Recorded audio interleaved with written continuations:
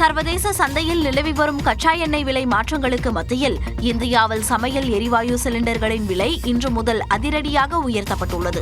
அதன்படி வீட்டு உபயோகத்திற்கான 14.2 கிலோ எடையுள்ள சிலிண்டரின் விலை ரூபாய் 60 அதிகரிக்கப்பட்டுள்ளது. இதன் மூலம் சென்னையில் இதுவரை 869 ரூபாய்க்கு விற்கப்பட்ட சிலிண்டர் இனி 929 ரூபாய்க்கு விற்பனை செய்யப்படும். இதேபோல் வணிக பயன்பாட்டிற்கான 19 கிலோ எடையுள்ள சிலிண்டரின் விலை 115 ரூபாய் உயர்த்தப்பட்டுள்ளது. இதனால் சென்னையில் ஒரு வணிக சிலிண்டரின் விலை 2044 ரூபாயாகவும், டெல்லியில் 1883 ரூபாயாகவும், மும்பையில் 1835 ரூபாயாகவும் அதிகரித்துள்ளது. முன்னதாக கடந்த 1ஆம் தேதி 30 ரூபாய் விலை உயர்த்தப்பட்ட சூழலில் தற்போது விலை ஏற்றத்துடன் சேர்த்து வணிக சிலிண்டரின் விலை ஒரே வாரத்தில் 145 ரூபாய் உயர்ந்துள்ளது குறிப்பிடத்தக்கது. ஈரான் இஸ்ரேல் இடையிலான போர் சூழலால் சர்வதேச சந்தையில் கச்சா எண்ணெய் மற்றும் எரிவாயு விலை அதிகரித்துள்ளதே இந்த திடீர் உயர்வுக்கு காரணமாக கூறப்படுகிறது. ஒரே நாளில் வீட்டு உபயோகம் மற்றும் வணிக சிலிண்டர்களின் விலை கணிசமாக உயர்ந்துள்ளது நடுத்தர குடும்பங்கள் மற்றும் சிறு உணவக உரிமையாளர்கள் மத்தியில் பெரும் கவலையை ஏற்படுத்தியுள்ளது. இந்த விலை உயர்வு அத்தியாவசிய பொருட்களின் விலையேற்றத்திற்கும் வழிவகுக்கும் என அஞ்சப்படுகிறது. யுபிஎஸ்சி தேர்வில் நான் முதல்வன் திட்டத்தின் மூலம் தமிழ்நாடு மாணவர்கள் மிகப்பெரிய அளவில் பலனடைந்திருப்பதாக மனிதவள மேலாண்மை துறை இயக்குநர் சங்கர சரவணன் தெரிவித்துள்ளார். நியூஸ் 18 தமிழ்நாடுக்கு பேட்டியளித்த அவர் நான் முதல்வன் திட்டத்தின் மூலம் 56 பேர் தேர்வாகி இருப்பதாக தெரிவித்தார். ஸோ குவாலிட்டேட்டிவ் ரிசல்ட்னு சொல்லுவோம் யூபிஎஸ்சி எக்ஸாமில். அது வந்து மிக சிறப்பாக வந்திருக்கு. நம்ம வந்து பார்த்தீங்க அப்படின்னா முதல் 20 ரேங்கில் 3 இடத்த நம்ம 2வது ரேங்கு, 7வது ரேங்கு, 18வது ரேங்கு நம்ம இன்ஸ்டியூட்டோட அசோசியேட் ஆனவங்க. அது மட்டும் இல்லாமல் நம்ம நான் முதல்வன் ஸ்கீமில் படித்து பாஸ் பண்ணவங்க கிட்டத்தட்ட 56 பேர் மொத்தமாக. அதில் அரசு பயிற்சி மையத்திலே முழுசாக படித்தவங்க வந்து 39 பேர். அரசு பயிற்சி மையத்தை நோக்கி வரும் மாணவர்களின் எண்ணிக்கை அதிகரித்து வருவதாகவும் சங்கர சரவணன் கூறினார். ஸோ மொத்தம் ஃபெலோஷிப் வாங்கினவங்க ப்ரைவேட்டில் போய் படிக்காமல் மேக்ஸிமம் பேர் வந்து கவர்மெண்ட் இன்ஸ்டியூட்டில் வந்து படிச்சிருக்காங்க அப்படிங்கிறது ஒரு மகிழ்ச்சிக்குரிய விஷயம். கவர்மெண்ட் எய்டட் கோச்சிங் அப்படிங்கிறது நான் டீமை வச்சு நம்ம அகாடமிக் டீமை வச்சு கொடுக்குறோம். அதுக்கு வந்து ஒரு நல்ல ஒரு நம்பகத்தன்மை ஏற்பட்டிருக்கு அப்படிங்கிறது வருஷம் அது கூட்டிகிட்டே போகுது. இந்த அரசு பயிற்சி மையத்தை நோக்கி வரவங்களுடைய எண்ணிக்கை அது வந்து ஒரு பாசிட்டிவ் ட்ரெண்ட்னு சொல்லலாம். 10 ஆண்டுகளுக்கு பிறகு தமிழ்நாடு மாணவர்கள் டாப் 10 தரவரிசை பட்டியலில் இடம்பெற்றிருப்பது குறித்தும் சங்கர சரவணன் மகிழ்ச்சி தெரிவித்தார். குடிமைப்பணி தேர்வில் தேர்ச்சி பெற நான் முதல்வன் திட்டம் தனக்கு பெரிதும் உதவியதாக யுபிஎஸ்சி தேர்வில் அகில இந்திய அளவில் 2ஆம் இடம் பிடித்த மதுரையைச் சேர்ந்த ராஜேஸ்வரி தெரிவித்துள்ளார். டிஎன்பிஎஸ்சி நடத்திய குரூப் 1 தேர்வில் தேர்ச்சி பெற்று தற்போது துணை ஆட்சியராக இருக்கும் ராஜேஸ்வரி தனது வெற்றிக்கு நான் முதல்வன் திட்டம் கை கொடுத்ததாக கூறியுள்ளார். நான் முதல்வன் திட்டம் வந்து எனக்கு பர்சனலா நான் யூபிஎஸ்சி விட்டுட்டு ஒரு 2 வருஷம் வேற எக்ஸாம்ஸ் படிச்சுட்டு இருந்துட்டு திரும்ப யூபிஎஸ்சி வந்து நம்மளால செய்ய முடியும் அப்படின்ற ஒரு இக்னிஷன் பாயிண்ட் வந்து எனக்கு நான் முதல்வன் கொடுத்ததுதான் ஒரு 2-3 வருஷம் பிரேக்குக்கு அப்புறமா. ஏன்னா இவங்க கொடுக்குற அந்த பினான்சியல் அசிஸ்டன்ஸ், ரெசிடென்டா இருக்கட்டும், ஃபுட்டா இருக்கட்டும், எல்லாமே ரொம்ப நல்லா இருக்கும். அதை தாண்டி நம்ம படிக்கிறதுக்கு இதை தான் படிக்கணும், இதை இப்படி படிக்கணும், இது இவ்வளோ பண்ணா போதும் அப்படின்ற சரியான கைடன்ஸ் வந்துட்டு முக்கியமா பிரிலிம் ஸ்டேஜ்ல ரொம்ப தேவைப்படுது. அது வந்து எனக்கு நான் முதல்வன் திட்டத்துல இவங்க இந்த ஃபேக்கல்டி மூலியமா தான் கிடைச்சது. குடிமைப்பணி தேர்வில் தேர்ச்சி பெற தனக்கு 7 ஆண்டுகள் ஆனதாகவும் தோல்வியை தாண்டி மன உறுதியுடன் படித்தால் நிச்சயம் வெற்றி பெறலாம் என்றும் துணை ஆட்சியராக இருக்கும் ராஜேஸ்வரி கூறினார். விழுப்புரத்தில் பட்டப்பகலில் நகை வியாபாரியிடம் இருந்து 4 கிலோ தங்க நகையை பறித்துச் சென்ற வழக்கில் 4 பேர் கைது செய்யப்பட்டுள்ளனர். கடந்த 3ஆம் தேதி விழுப்புரம் மந்தக்கரை அருகே நகை தொழிலாளி ராஜமாணிக்கம் என்பவரை வடிவரித்த முகமூடி அணிந்த கும்பல் கத்தியை காட்டி மிரட்டி 4 கிலோ 106 கிராம் தங்க நகைகளை பறித்துச் சென்றது அப்பகுதியில் பெரும் பரபரப்பை ஏற்படுத்தியது. இந்த வழக்கை விசாரித்த காவல்துறையினர் 8 தனிப்படைகளை வைத்து தீவிர தேடுதல் வேட்டையில் ஈடுபட்டனர். சிசிடிவி காட்சிகளை ஆய்வு செய்ததில் கொள்ளைச் சம்பவத்தில் ஈடுபட்டது புதுச்சேரியைச் சேர்ந்த கும்பல் என்பது தெரியவந்தது. இதனைத் தொடர்ந்து திருச்சி, சேலம், கோவை உள்ளிட்ட இடங்களில் பதுங்கியிருந்த ஆனந்த், கந்தசாமி, சுப்பிரமணி மற்றும் சுரேந்தர் ஆகிய 4 பேரை கைது செய்தனர். விசாரணையில் ராஜமாணிக்கத்தின் உறவினர் ஒருவரின் மூலம் தகவல் பெற்று இவர்கள் திட்டமிட்டு கொள்ளையடித்தது அம்பலமானது. கைது செய்யப்பட்டவர்களிடம் இருந்து 4 கிலோ தங்க நகைகளும் 3 லட்சம் ரூபாய் ரொக்கமும் பறிமுதல் செய்யப்பட்டன. தலைமறைவாக உள்ள மேலும் ஒருவரை தேடி வருகின்றனர்.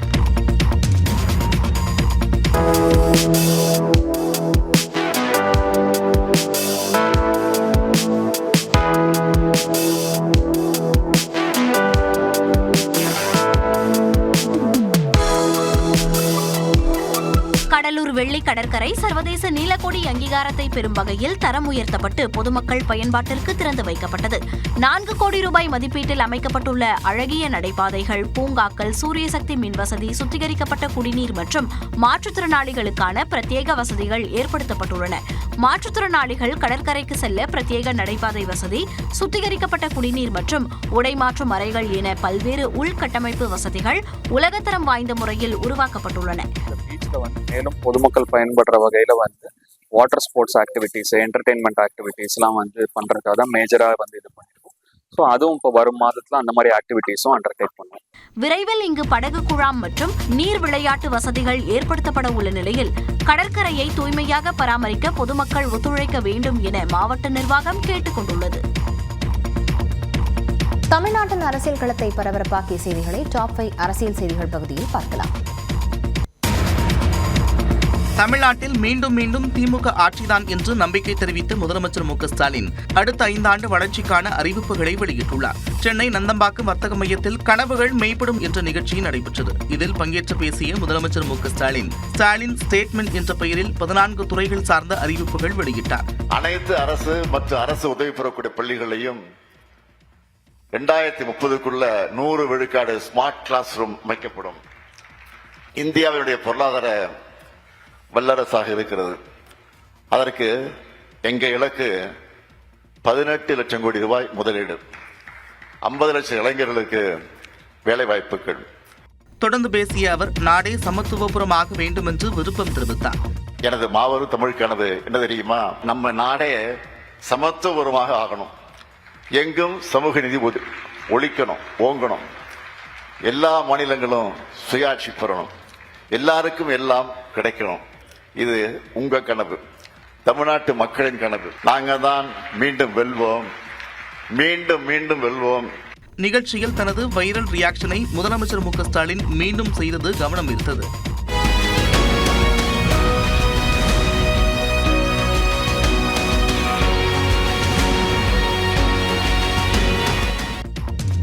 தமிழ்நாட்டில் ஏப்ரல் 15ஆம் தேதிக்குள் தேர்தல் நடைபெறலாம் என தகவல் வெளியாகியுள்ளது. தமிழக சட்டமன்ற தேர்தலை முன்னிட்டு சென்னை அமைந்தகரையில் பாஜகவின் வெளிமாநில பார்வையாளர்கள் ஆலோசனைக் கூட்டம் நடைபெற்றது. இதில் பங்கேற்ற தேசிய அமைப்பு பொதுச் செயலாளர் PL சந்தோஷ், ஏப்ரல் 15ஆம் தேதி வரை மட்டுமே நிர்வாகிகளுக்கு தேர்தல் பணி இருக்கும், அதற்குள் பணிகளை முடிக்க வேண்டும் என்று குறிப்பிட்டதாக தகவல் வெளியாகியுள்ளது. இதன் மூலம் ஏப்ரல் பாதியில் தேர்தல் நிறைவடையும் என்ற எதிர்பார்ப்பை ஏற்படுத்தியுள்ளது.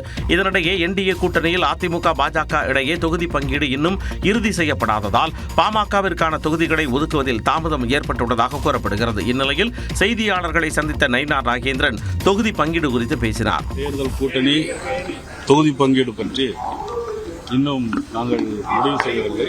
வெகு விரைவில் நாங்கள் முடிவு செய்வோம். இல்ல, தேர்தல் அறிவிக்கப்படவே இல்லை. தேர்தல் அறிவிச்சோம்னா காலம் நிறைய இருக்கு. தமிழ்நாட்டில் உள்ள 1 கோடி பிறமொழி பேசும் மக்களின் வாக்குகளை பெற ஆந்திரா, கர்நாடகா மாநிலங்களில் சிறப்பாக செயல்பட்ட பாஜக தேர்தல் பொறுப்பாளர்கள் தமிழகத்திற்கு கூடுதலாக நியமிக்கப்பட உள்ளனர். Tamil Nadu DMK leads the alliance, whereas in Puducherry, Congress leads the alliance. சட்டப்பேரவை கூட்டணி தொடர்பாக காங்கிரஸ் மேலிட பொறுப்பாளர் கிரீஷ் சோடங்கர் இவ்வாறு தெரிவித்தார். சட்டப்பேரவை தேர்தல் தொடர்பாக புதுச்சேரியில் காங்கிரஸ் கட்சியின் ஆலோசனை கூட்டம் நடைபெற்றது. இதில் காங்கிரஸ் மேலிட பொறுப்பாளர் கிரீஷ் சோடங்கர், புதுச்சேரி காங்கிரஸ் தலைவர் வைத்திலிங்கம், முன்னாள் முதலமைச்சர் நாராயணசாமி உள்ளிட்டோர் பங்கேற்றனர். பின்னர் செய்தியாளர்களை சந்தித்த கிரீஷ் சோடங்கர், புதுச்சேரிக்கான கூட்டணி பேச்சுவார்த்தை புதுச்சேரியில் தான் நடக்கும் என்றார். The negotiation team from both the parties will sit together. They will discuss better. They will check what they want, and then we will give them what we can offer. Formula that is followed in Tamil Nadu, same formula will be followed in Puducherry. மேலும் திமுகவுடன் கூட்டணி பேச்சுவார்த்தை நடத்த 7 பேர் கொண்ட குழுவை கிரீஷ் சோடங்கர் அறிவித்தார். வைத்திலிங்கம் தலைமையில் இந்த குழு அமைக்கப்பட்டுள்ளது.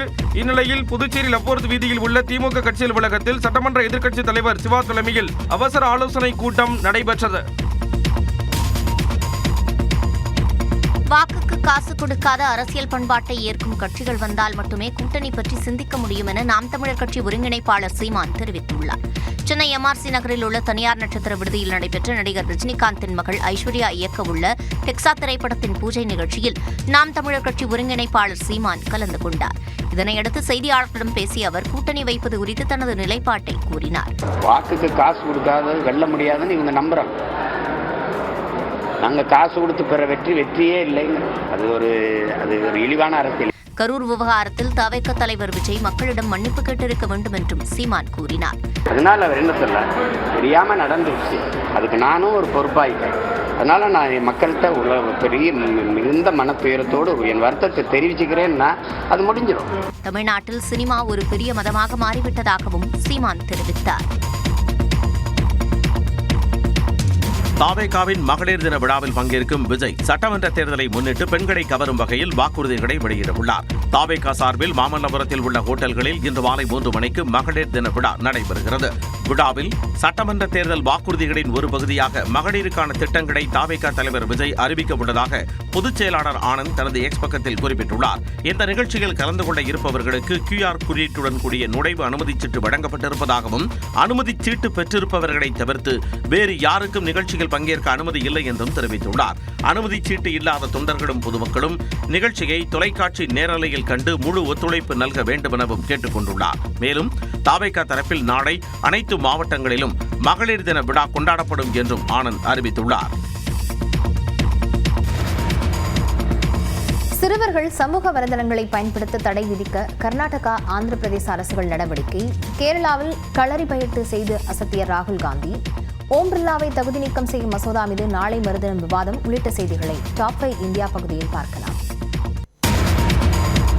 கர்நாடகாவில் 16 வயதுக்கு கீழ் உள்ளவர்கள் சமூக வலைதள பக்கங்களில் கணக்கு தொடங்க தடை விதிக்க விரைவில் சட்டம் இயற்றப்படும் என்று அம்மாநில முதலமைச்சர் சித்தராமையா தெரிவித்துள்ளார். 16 வயதுக்கு கீழ் உள்ளவர்கள் பேஸ்புக், இன்ஸ்டாகிராம், யூடியூப் உள்ளிட்ட சமூக வலைதள பக்கங்களில் கணக்கை தொடங்க தடை விதித்து ஆஸ்திரேலியாவில் அண்மையில் சட்டம் இயற்றப்பட்டது. இது தொடர்பாக இந்தியாவில் சட்டம் இயற்றுவது தொடர்பாக மத்திய அரசு ஆலோசனை நடத்தி வருவதாக அமைச்சர் அஸ்வினி வைஷ்ணவ் அண்மையில் கூறியிருந்தார்.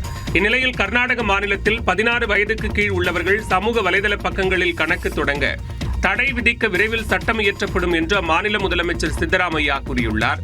கர்நாடக சட்டப்பேரவையில் பட்ஜெட் தாக்கலின் போது இதுகுறித்து பேசிய முதலமைச்சர் சித்தராமையா, செல்போன் பயன்பாட்டால் உளவியல் ரீதியாக சிறார்கள் பாதிக்கப்படுவதை தடுக்க இந்த முடிவை எடுத்திருப்பதாக கூறினார். முன்னதாக சிறார்கள் சமூக வலைதளங்களை பயன்படுத்த தடை விதிப்பது தொடர்பாக மாநில பல்கலைக்கழகங்களின் துணைவேந்தர்களுடன் முதலமைச்சர் சித்தராமையா ஆலோசனை நடத்தியிருந்தார். இதேபோன்று ஆந்திர மாநிலத்தில் 13 வயதுக்கு கீழ் உள்ளவர்கள் சமூக வலைதள பக்கங்களில் கணக்கு தொடங்க தடை விதிப்பது தொடர்பாக 3 மாதங்களுக்குள் முடிவெடுக்கப்படும் என சட்டப்பேரவையில் அம்மாநில முதலமைச்சர் சந்திரபாபு நாயுடு தெரிவித்துள்ளார்.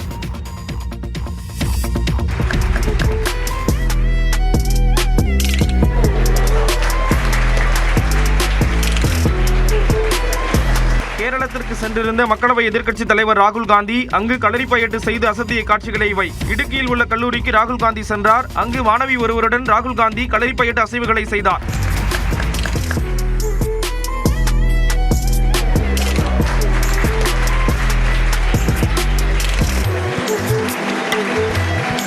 பின்னர் மாணவர்களுடன் ராகுல் காந்தி கலந்துரையாடினார். அப்போது மாணவர்கள் தான் நாட்டின் எதிர்காலம் என்றார். Other people who live in this country, there's other ideas in this country, there are other traditions in this country, and be as open-minded as possible to other traditions, to other ideas. You can learn a lot from them and they can learn a lot from you.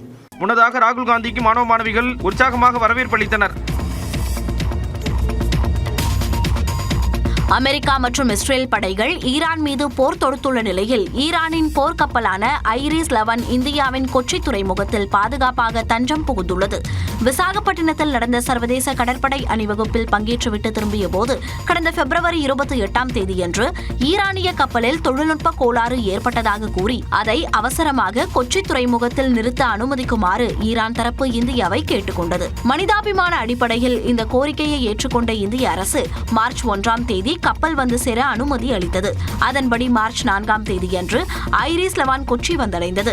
இந்த கப்பலில் இருந்த 183 ஈரானிய கடற்படை வீரர்கள் தற்போது கொச்சியில் உள்ள இந்திய கடற்படை வசதிகளில் தங்க வைக்கப்பட்டுள்ளனர்.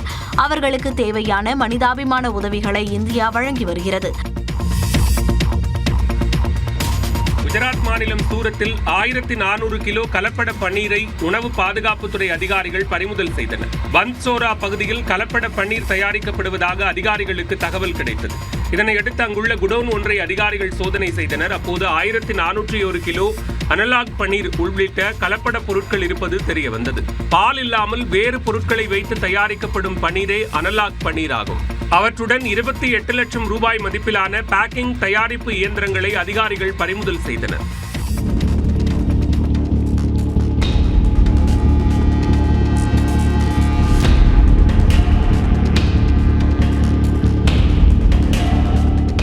தொடர்ந்து நடைபெற்ற விசாரணையில் அது ராஜஸ்தானைச் சேர்ந்த மகேஷ்குமார் சர்மா என்பவருக்கு சொந்தமான குடோன் என்பது தெரிய வந்தது. அங்கிருந்து பல்வேறு கடைகளுக்கு 1 கிலோ 220 ரூபாய் என்ற வீதம் பன்னீர் விற்பனை செய்யப்பட்டதும் தெரிய வந்தது. 2 ஆண்டுகளாக இந்த கலப்பட பன்னீர் தயாரிக்கப்பட்டு வந்தது என்ற தகவலும் அதிர்ச்சியை ஏற்படுத்தியுள்ளது. மக்களவை சபாநாயகர் ஓம் பிர்லாவை தகுதி நீக்கம் செய்ய கோரிய மசோதா மீதான விவாதம் மக்களவையில் திங்கட்கிழமை நடைபெறுகிறது. நாடாளுமன்ற பட்ஜெட் கூட்டத்தொடரின் 2வது கட்ட அமர்வு திங்கட்கிழமை முதல் தொடங்குகிறது. பட்ஜெட் கூட்டத்தொடரின் முதற்கட்ட அமர்வில் எதிர்க்கட்சித் தலைவர் ராகுல் காந்தி பேச அனுமதி மறுத்தது தொடர்பாக கேள்வி எழுப்பி அமளியில் ஈடுபட்ட 8 எம்பிக்கள் நீக்கப்பட்டனர். மேலும் எதிர்க்கட்சி பெண் உறுப்பினர்கள் சிலர் நாடாளுமன்றத்தில் பிரதமர் மோடியை அவமரியாதை செய்யும் வகையில் நடந்து கொள்ள திட்டமிட்டதாக சபாநாயகர் ஓம் பிர்லா வெளிப்படையாகவே அறிவித்தார். இதற்கு கடும் எதிர்ப்பு கிளம்பிய நிலையில் சபாநாயகர் ஓம் பிர்லாவுக்கு எதிராக பதவி நீக்க தீர்மானம் கொண்டுவர வலியுறுத்தி இந்தியா கூட்டணி எம்பிக்கள் 118 பேர் கையெழுத்திட்ட தீர்மானத்தை மக்களவை செயலாளரிடம் வழங்கினர். இந்நிலையில் இந்த தீர்மானம் மீதான விவாதம் வரும் திங்கட்கிழமை மக்களவையில் நடைபெறுகிறது. தீர்மானத்தின் மீதான விவாதத்தின் போது ஓம் பிர்லா அவையை வழிநடத்தாமல் ஆளுங்கட்சி எம்பிக்கள் வரிசையில் அமர்ந்து தீர்மானத்தை கவனிப்பார். மேலும் தீர்மானத்தை தாக்கல் செய்யும் பொழுது எதிர்க்கட்சி தரப்பில் குறைந்தது 50 பேர் எழுந்து நின்று தீர்மானத்திற்கு ஆதரவு தந்தால் மட்டுமே அது விவாதத்திற்கு எடுத்துக் கொள்ளப்பட்டு வாக்கெடுப்பு நடத்தப்படும் என்பது குறிப்பிடத்தக்கது. ஈரான் உச்சபட்ச தலைவர் கொலை தொடர்பான வீடியோ வெளியீடு, ஈரானுடன் பேச்சுவார்த்தை கிடையாது என ட்ரம்ப் திட்டவட்டம், நேபாளத்தில் பிரதமராகும் பாடகர் உள்ளிட்ட செய்திகளை டாப் 5 உலகம் பகுதியில் பார்க்கலாம்.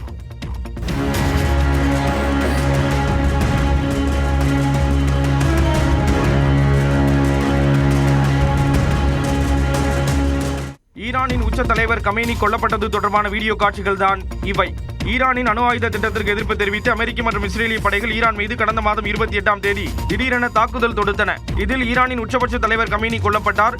இதனைத் தொடர்ந்து இஸ்ரேல் மற்றும் அமெரிக்க நேச நாடுகள் மீது ஈரான் பதில் தாக்குதல் நடத்தி வருகிறது. இந்நிலையில் டெஹ்ரானில் கமேனி நிலத்திற்கு அடியில் பதுங்கியிருந்த இடத்தை தகர்த்த காணொலியை இஸ்ரேல் ராணுவம் வெளியிட்டுள்ளது.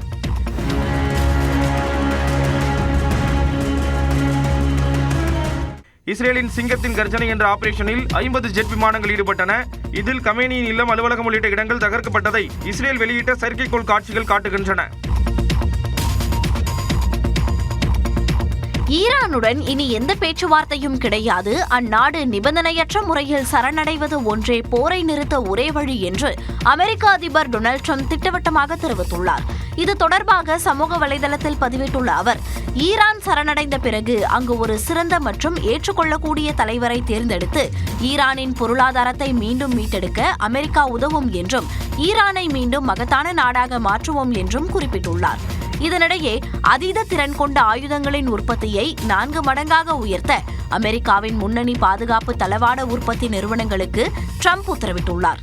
இந்நிலையில் ஈரான் மீதான தாக்குதலுக்கு தேவையான தாராளமான வெடிபொருட்கள், ஆயுதங்கள் கையிருப்பு இருப்பதாக வெள்ளை மாளிகை செய்தி தொடர்பாளர் கரோலின் லெவிட் விளக்கமளித்துள்ளார். Annihilating Iran's navy, we know that we've sunk more than 30 Iranian vessels and ships.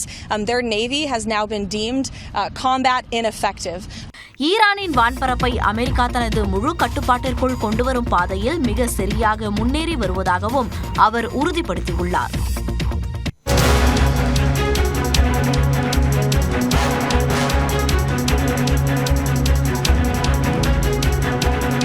அண்மை செய்தியை பார்த்து வருகிறோம். தங்கத்தின் விலை சவரனுக்கு 720 ரூபாய் உயர்ந்திருக்கிறது. ஒரு சவரன் தங்கத்தின் விலை 1,20,040 ரூபாய்க்கு விற்பனையாகிறது. 720 ரூபாய் உயர்ந்து 1,20,400 ரூபாய்க்கு தங்கத்தின் விலை நிர்ணயிக்கப்பட்டிருக்கிறது. கிராமுக்கு 90 ரூபாய் உயர்ந்து 1 கிராம் தங்கத்தின் விலை 15,050 ரூபாய்க்கு விற்பனை செய்யப்படுகிறது. கடந்த 5 நாட்களாக குறைந்து வந்த தங்கத்தின் விலை இன்று 720 ரூபாய் உயர்ந்திருக்கிறது. இதேபோல வெள்ளி விலையில் மாற்றமின்றி கிராம் 290 ரூபாய்க்கு விற்பனையாகிறது.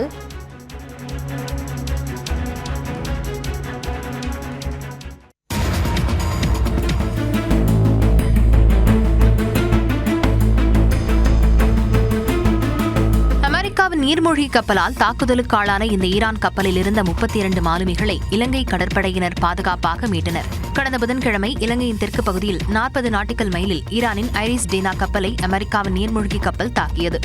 இதில் 87 பேர் உயிரிழந்த நிலையில் 32 பேரை இலங்கை கடற்படையினர் பாதுகாப்பாக மீட்டனர்.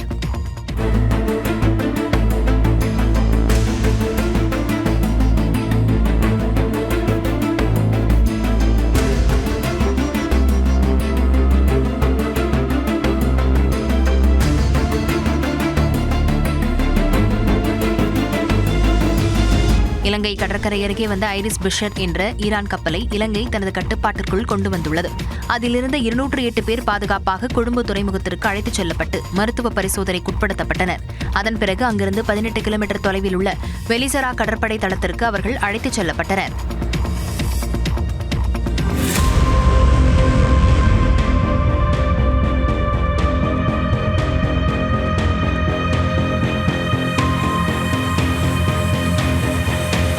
லெபனான் தலைநகர் பெய்ரூட்டின் தெற்கு புறநகர் பகுதிகளில் இஸ்ரேல் நேற்று முன்னெப்போதும் இல்லாத வகையில் மிக கடுமையான குண்டுவீச்சை நடத்தியது. 50க்கும் மேற்பட்ட போர் விமானங்கள் பெய்ரூட் மீது இடைவிடாத குண்டுமழையை பொழிந்தன. இந்த தாக்குதலால் பெய்ரூட் வான்பரப்பில் கரும்புகை சூழ்ந்துள்ள நிலையில் சுமார் 1 லட்சம் மக்கள் தற்காலிக முகாம்களில் தஞ்சமடைந்துள்ளனர்.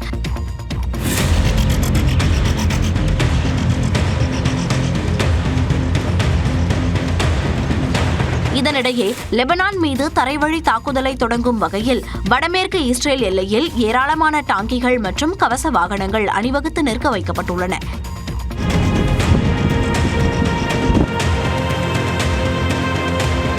ஈரான் மீதான போரில் ஹிஸ்புல்லாவும் இணைந்திருப்பதால் மத்திய கிழக்கில் போரின் தீவிரம் கட்டுக்கடங்காமல் அதிகரித்து வருகிறது.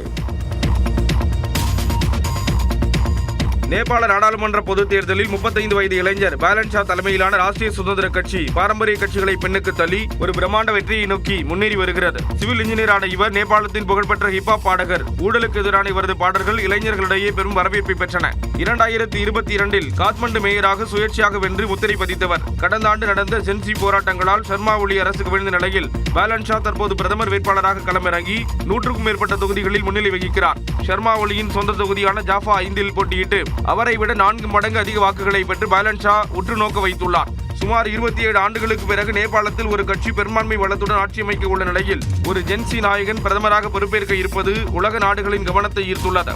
இவரது வெற்றி கொண்டாட்டங்களுக்கு மத்தியில் இந்திய எல்லைப் பகுதிகளை உள்ளடக்கிய கிரேட்டர் நேபாள் வரைபடத்தை வெளியிட்டது மற்றும் சீதை இந்திய மகள் அல்ல போன்ற இவரது செயல்பாடுகள் இந்தியாவுடனான உறவில் சவால்களை ஏற்படுத்தலாம் என கருதப்படுகிறது. இயக்குனர் சுந்தர் சி மற்றும் நடிகர் விஷால் 4வது முறையாக இணைந்துள்ள புருஷன் திரைப்படத்தின் விறுவிறுப்பான மேக்கிங் வீடியோ வெளியாகியுள்ளது.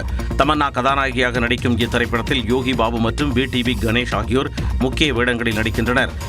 ஹிப்ஹாப் தமிழா இசையமைப்பில் முழுக்க நகைச்சுவை மற்றும் ஆக்ஷன் கலந்த கமர்ஷியல் படமாக உருவாகி வரும் இதன் படப்பிடிப்பு தடத்தில் படக்குழுவினர் ஜாலியாக பணியாற்றும் காட்சிகள் ரசிகர்களை ஈர்த்துள்ளன.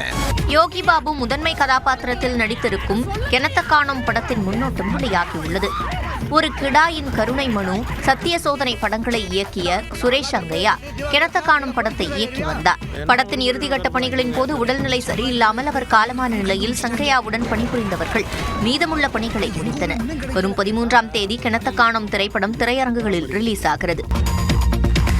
சந்தானம் நடிப்பில் உருவாகும் புதிய திரைப்படத்தின் பணிகள் பூஜையுடன் தொடங்கின. சுதமன் கிருஷ்ணா என்பவர் இயக்கும் புதிய திரைப்படத்தில் சந்தானம் ஹீரோவாக நடிக்கிறார். இந்த படத்தில் கோபிகா ரமேஷ் நாயகியாக நடிக்க உள்ளதாக அறிவிக்கப்பட்டுள்ளது.